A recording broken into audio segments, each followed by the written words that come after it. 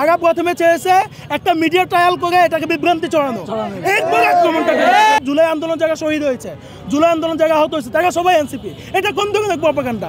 71 মুক্তিযুদ্ধ নিয়ে যেভাবে আওয়ামী লীগ চেতনা ব্যবসা করেছে, এনসিপিও জুলাইকে নিয়ে একটা চেতনা ব্যবসা করেছে। আমরা যে জুলাই সনদ, জুলাই ঘোষণাপত্রের কথা বলছি, এটাকে শুধু জুলাই আহতদের দরকার, সারা দেশের সকল মানুষের দরকার।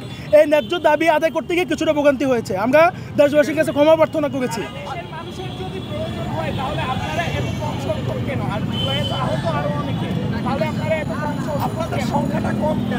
আচ্ছা,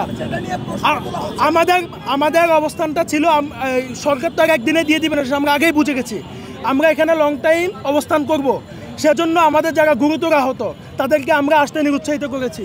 যারা আসতে চেয়েছে তাদেরকে সরাসরি নিষেধ করে আসতে বলেছি। এজন্য আমাদের অনেক সংখ্যা কম এখানে।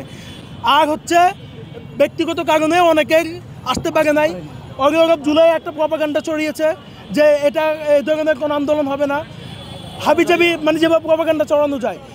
এবং প্রত্যন্ত অঞ্চলের আহতরা অনেকেই এখনো মনে করে জুলাই আন্দোলনটার সব কিছুই এনসিপি, এবং তাদের যে চাহিদা 3 তারিখ, অনেকে চিন্তা করেছে ঠিক আছে তাদের সাথেই যাই। কিন্তু যারা সচেতন, আমরা সিদ্ধান্ত নিয়ে আমরা আমাদের আন্দোলন অব্যাহত করেছি। ভুল বুঝাবুঝি যেটা তৈরি হয়েছে সেটা হলো অনেকগুলো নিউজ পোর্টাল ভিন্নভাবে, অর্থাৎ আমাদের সাথে আসে নাই অথবা প্রত্যন্ত অঞ্চল থেকে এসেছে, বিভ্রান্তিমূলক প্রশ্ন করে মিডিয়াতে তা অভ্যস্ত না, এমন একটা প্রশ্ন করছে যেটা সে সঠিক জবাবটা দিতে পারে নাই। এই যে বিভ্রান্তি ছড়ানো, যারা চায় নাই আন্দোলনটা হোক, তারাই আমাদের মধ্যে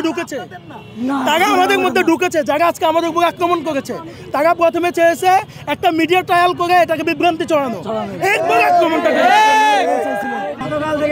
আচ্ছা, আমাদের পরবর্তী পদক্ষেপ হচ্ছে, আমাদের অনেকে গুরুতর আহত হয়েছে, হসপিটালাইজড আছে। আমাদের যারা ছিল এখানে খুব বেশি সংখ্যক না, আপনাকে দেখেছেন প্রায় 1500-1600 আহত এখানে ছিল, কিন্তু এখানে প্রায় 200-300 হবে।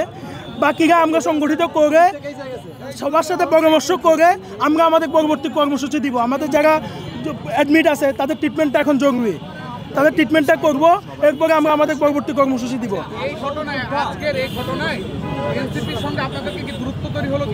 এনসিপির সঙ্গে আমাদের আগেও কোনো সুসম্পর্ক ছিল না। আমাদের অন্যান্য রাজনৈতিক দলের সাথে যেমন সম্পর্ক, এনসিপি একটা রাজনৈতিক দল হিসেবে তাদের সাথে আমাদের সাথে তেমন সম্পর্ক।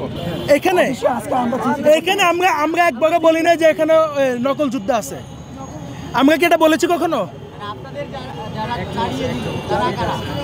এটা তো আমি বললাম, ওরা অগরব জুলাইয়ের যিনি আহ্বায়ক তিনি নিজে উপস্থিত ছিলেন, তাদের অন্যান্য সেন্টারের দায়িত্বশীল উপস্থিত ছিলেন।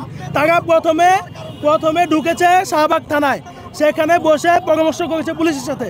এরপরে পুলিশ এবং তারা মিলে একসাথে আক্রমণ করেছে। তাদের পরিকল্পনা ছিল আমরা এনসিপির সাথে 3 তারিখের প্রোগ্রামে যুক্ত হই, কিন্তু আমরা তো কোনো রাজনৈতিক দলের অংশ না, জুলাই কোনো রাজনৈতিক দলের না, জুলাই সারা দেশের মানুষের। জুলাই আহতরা ব্যক্তিগতভাবে সে যে কোনো রাজনৈতিক দলের সাথে যুক্ত থাকতে পারে।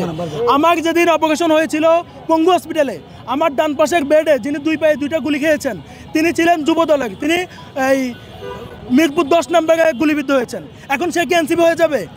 এখন সারা দেশে একটা জিনিস প্রতিষ্ঠিত করে ফেলা হয়েছে, জুলাই আন্দোলন যারা শহীদ হয়েছে, জুলাই আন্দোলন যারা আহত হয়েছে তারা সবাই এনসিপি। এটা কোন ধরনের প্রপাগান্ডা?